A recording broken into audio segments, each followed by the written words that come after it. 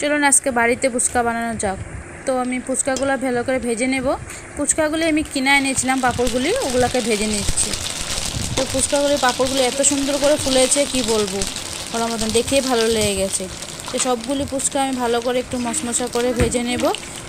ভেজে এগুলোকে ভালো করে তুলে রেখে দেব। তারপরে যেগুলি লাগে স্টাফিংগুলি আমি একটা একটা করে রেডি করব। তো ফুচকাগুলি কমপ্লিট ভাজা হয়ে গেছে। এখন আমি তেঁতুলের জলটা করব।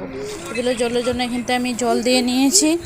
জল দিয়ে কিন্তু তেঁতুল একটু আগে ভিজিয়ে রেখেছিলাম জলে, ওগুলোকে এখান থেকে দিয়ে ভালো করে ম্যাশ করে নিয়েছি। তো এখানটায় চাট মশলা, তারপরে একটু ঘরে জিরে গুঁড়ো এইগুলো আসলো, সব এগুলো মিলিয়ে দিয়েছি। আর এখানটায় বাদাম একটু ভেজে নিচ্ছি। আলুগুলো সিদ্ধ করে রেখেছিলাম, তো ওগুলো ভালো করে এখন ম্যাশ করব।